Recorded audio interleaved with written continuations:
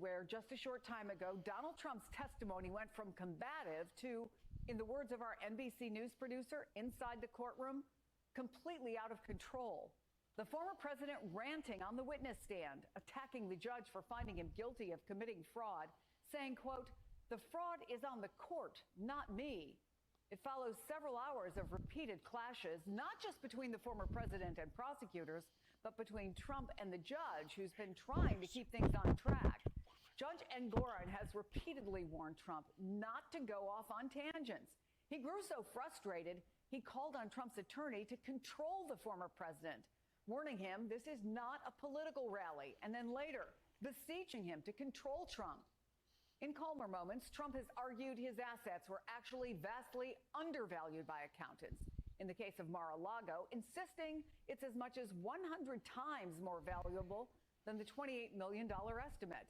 The judge has already ruled Trump and his family committed fraud. This is about what kind of penalties they might face, including whether the Trumps will be barred from ever running a company in New York again.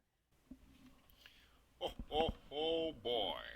Donnie, you just can't stay out of trouble, and you just can't stop making stupid, preposterous statements.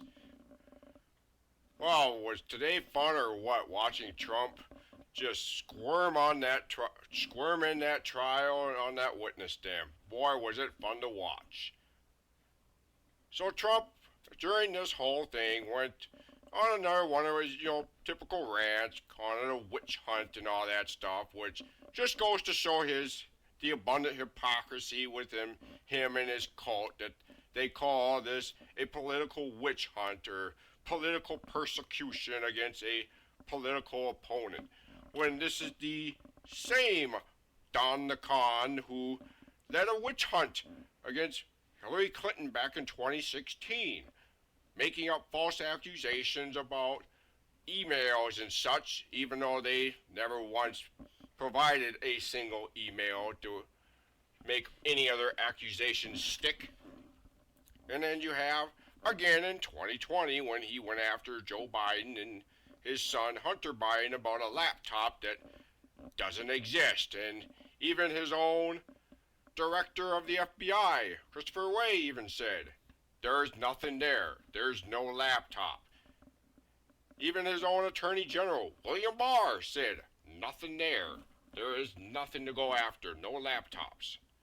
But of course, it's Trump lying to what he does and accusing others of doing what he's guilty of. Projectionism, as you'd call it, is what Trump does best, as well as those of the Maga cult like to do a lot. Of course, as the trial went on, the judge did get tired of listening to Trump's bullshit, and I'm glad that Trump smacked down Donald Trump's lies, stating to Trump that this is not a political rally, and it's not. This is a courtroom. This is the justice system at work. And so much as to tell his lawyers that to control your client, or I will, which is a brilliant statement by the judge in this trial. Of course, the lawyers tried to play the sympathy card and try and get people to sympathize towards Don the Con, but of course the judge again wasn't having any of it. We are here to hear him answer questions, and most of the time he's not, which is what Trump planned to do this whole time. It's not actually answer any questions he could truthfully answer and help try to prove people that he's innocent in all this, but that's not how Donald Trump works, and that's not how the Maga cult works. They don't like facts. And of course, Trump and his lawyers going on again about this is an unfair trial and how they hope that the public is watching this, which is funny in itself because Trump and his lawyers said they didn't want the trial to be televised. If Trump wanted to prove his innocence and how this is all a fraud trial, then why does he turn it down? Why don't they want it televised, even though they say they want it? But why would they say don't televise it?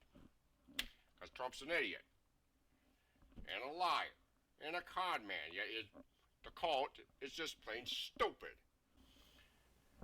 And it's not a very good idea to attack the judge in this trial because This is a civil trial, and civil action trials don't involve a jury.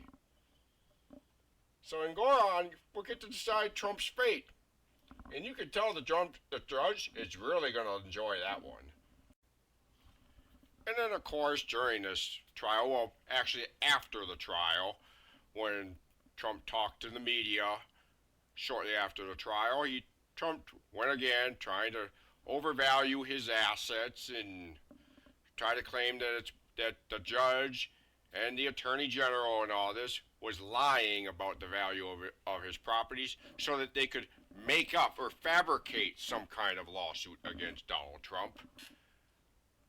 Trump went on to claim that Mar-a-Lago was worth, that the judge was claiming that it was worth $18 million, and Trump claiming that his value was, the property was worth $1.5 billion, which is preposterous in itself and is blatantly false.